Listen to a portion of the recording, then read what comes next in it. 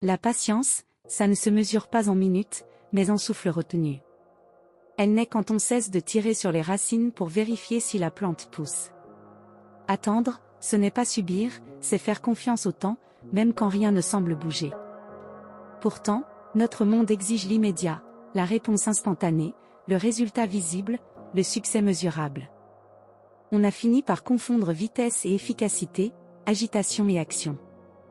Mais la vie, elle, ne suit pas ce rythme effréné.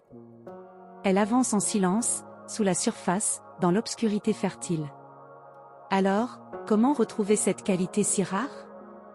Comment cultiver cette force tranquille qui nous reconnecte au rythme profond des choses? Ce n'est pas une vertu du passé, mais une véritable nécessité pour notre présent. Beaucoup pensent que la patience, c'est rester immobile en attendant que les choses arrivent. Mais ce n'est pas ça du tout. La vraie patience est active. C'est le choix conscient de ne pas réagir sous l'impulsion de la frustration. C'est respirer au lieu de crier, observer au lieu de juger, semer sans exiger de récolte immédiate. La patience ne dit pas « j'attends que ça change ». Elle dit « je suis pleinement présent pendant que ça change ». C'est une discipline intérieure profonde. Ce n'est pas de la résignation, mais une décision consciente de respecter le processus, même quand il est complètement invisible à nos yeux.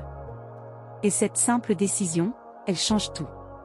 Parce que c'est dans le calme que naît la clarté. C'est dans le silence qu'émerge l'intuition. C'est dans cette attente consciente qu'on cesse de forcer les choses, et qu'on commence enfin à voir. Pensez à un arbre. Ce que vous voyez, ses branches majestueuses, son feuillage dense, ne représente qu'une infime partie de ce qu'il est vraiment. Le reste, les racines, travaillent en silence, dans l'obscurité de la terre. Personne ne les voit.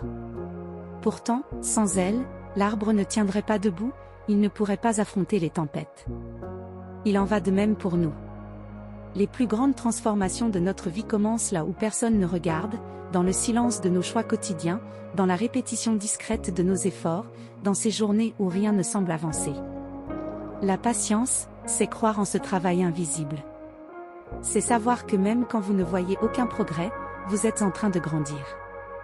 Et parfois, c'est précisément quand tout semble stagner que la croissance est la plus profonde. Parce que c'est là, dans l'obscurité, que les racines s'étirent. C'est là que l'âme se prépare. C'est là que la force se construit, non pas pour briller, mais pour tenir. Alors, concrètement, comment peut-on cultiver cette patience au quotidien? Commencez par quelque chose de très simple. Quand vous sentez l'impatience monter, ralentissez votre respiration. Prenez 3 grandes inspirations profondes. Ce simple geste recentre votre esprit et vous ancre dans le présent. Ensuite, observez. Regardez les arbres, les nuages qui défilent, l'eau qui coule.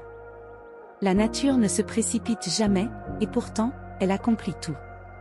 Pratiquez aussi ce que l'on pourrait appeler l'acceptation active, au lieu de vous dire « je déteste attendre ». Essayez de formuler « je choisis de vivre ce moment pleinement ». Créez de petits rituels, une tasse de thé le matin bu en pleine conscience. Une marche silencieuse, 5 minutes d'écriture sans but précis. Ces petits ancrages vous apprennent à être là, ici et maintenant, pas dans le futur que vous espérez, ni dans le passé que vous regrettez. Et surtout, rappelez-vous que la patience ne se gagne pas en un jour. Elle se cultive, comme un jardin. Un geste à la fois. Une respiration à la fois. Une confiance à la fois. Cultiver la patience, c'est finalement devenir le jardinier de soi-même. Vous ne tirez pas sur les jeunes pousses pour les faire grandir plus vite. Vous arrosez, vous veillez sur elles, vous désherbez, et vous laissez le temps faire son œuvre. Et un jour, sans que vous vous y attendiez, quelque chose fleurit. Non pas parce que vous avez forcé le destin, mais parce que vous avez tenu bon. Alors, faites-vous confiance. Faites confiance au processus. Faites confiance à la vie. Parce que ce que vous cultivez en silence aujourd'hui deviendra votre plus grande force demain. Et c'est là, dans cette foi tranquille, que réside la véritable liberté. Pas celle de tout contrôler, mais celle, bien plus puissante, de tout laisser être. Merci d'avoir regardé, et si ce message a résonné en vous, n'hésitez pas à vous abonner pour continuer à explorer ces sujets ensemble.